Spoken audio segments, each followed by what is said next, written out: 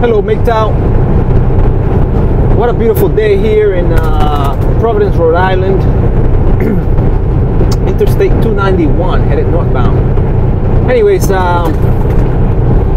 I want to give you guys a little bit of history on diet, the American diet specifically, otherwise known as the Standard American Diet, or SAD for short.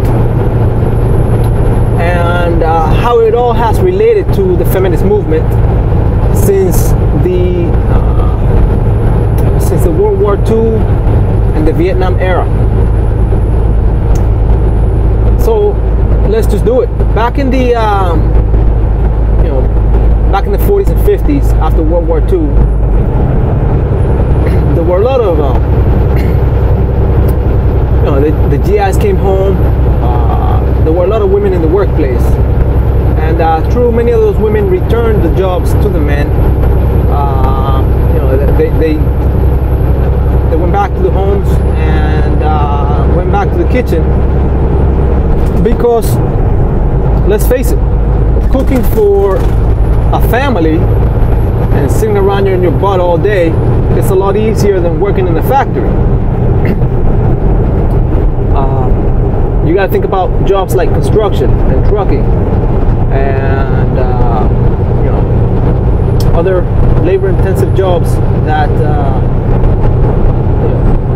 that were actually hard back in the days, right? If you think of trucking, even when I started trucking, you had not every truck had power steering, not every truck had air conditioner, cruise control. The seat might not have been an air ride seat, or the suspension might not have been an air ride suspension.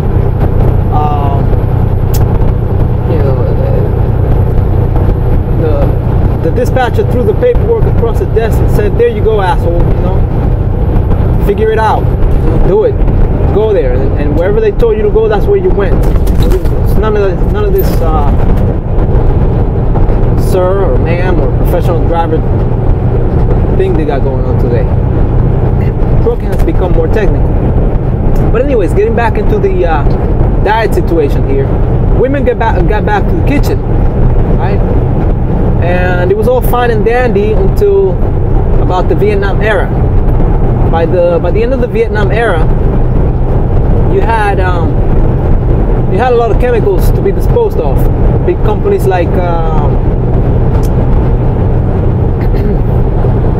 Dow Chemicals and others. I'm not gonna name names here, but these companies had a lot of chemicals to be disposed of, and they wanted to dump them in the market somehow after the war, and they decided, well, how do we market to people, and they used them for pesticides or whatnot, but they couldn't spray enough of it around in the suburbs. And so what they ended up doing is they ended up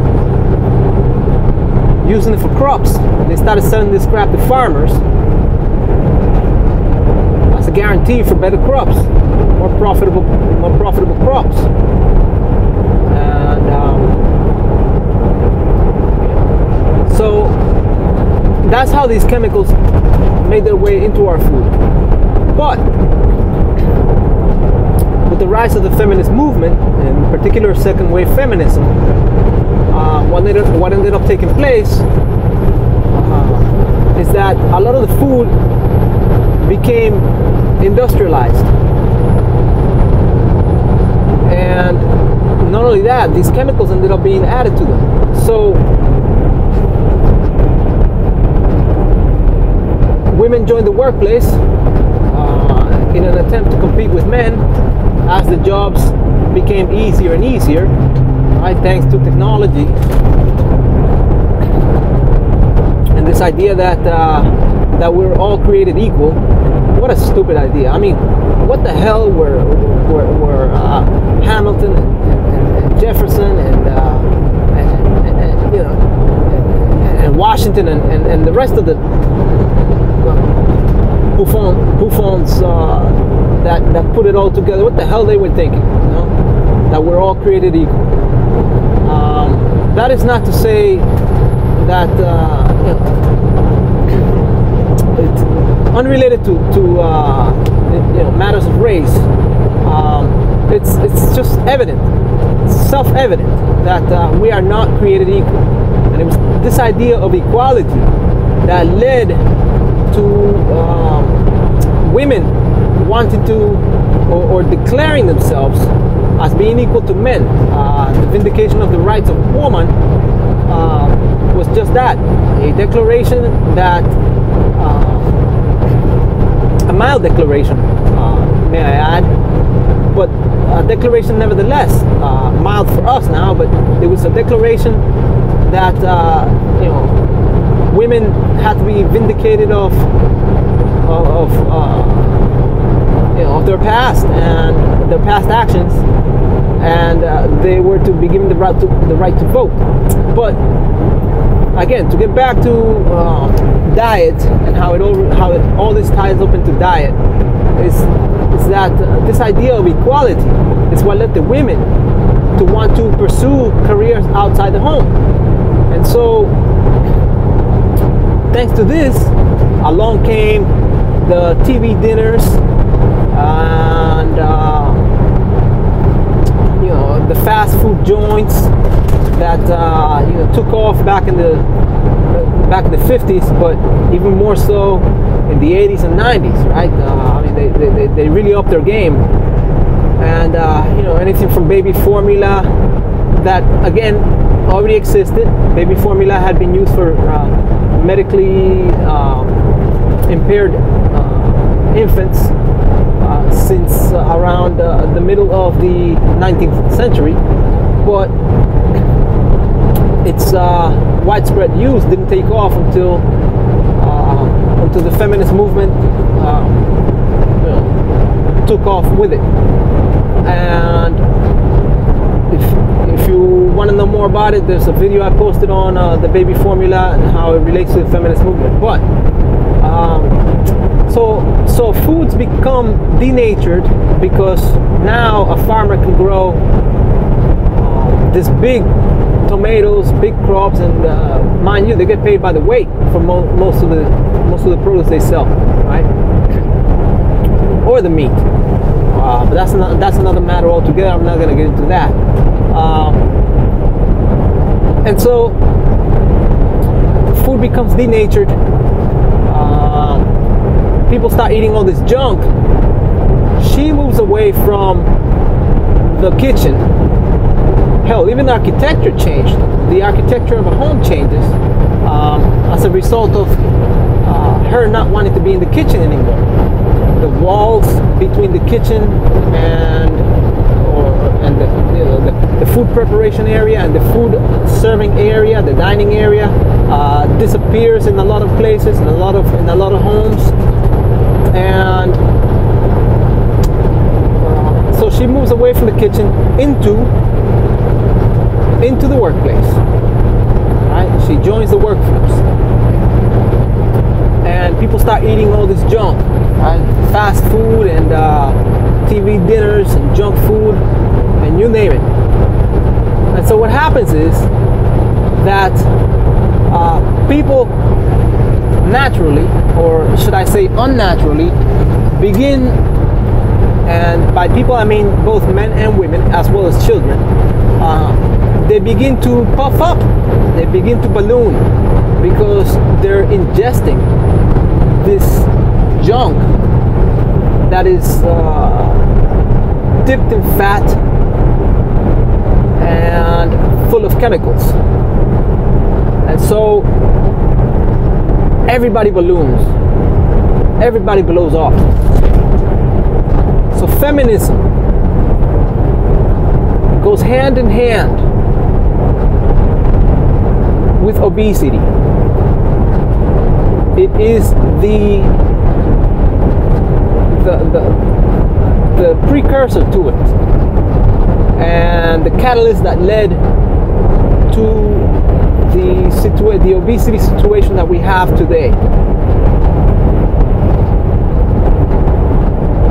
somebody had to do the home cooking.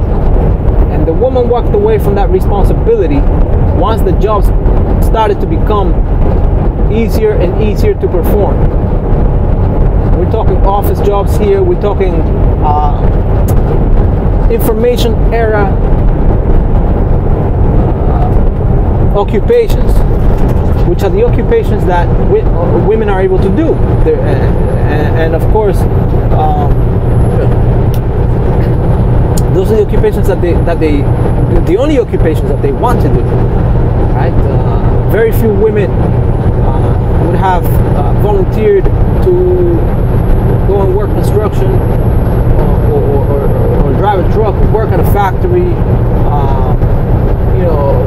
or let's think about something like logging, right? I mean, really, can most women really perform in that environment? Even though a lot of men can't. I know for a guy like me, well, I'm not going to give much information about myself, but let's just say there are many men that are incapable, or rather will perform poorly in those labor-intensive occupations.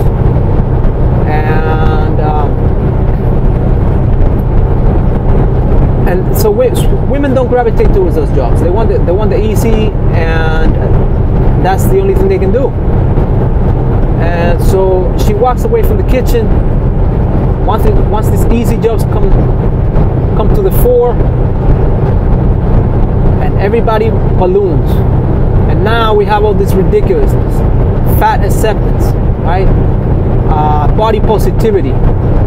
But we have to think how all of this has been tying up, how diet and feminism have been intrinsically connected since the very beginning, right? How this junk diet, this junk food, this culture of putting garbage into our bodies and into our minds has been married, to use profanity, how it's been married to the idea of feminism, the idea that men and women are created equal. So anyways, guys,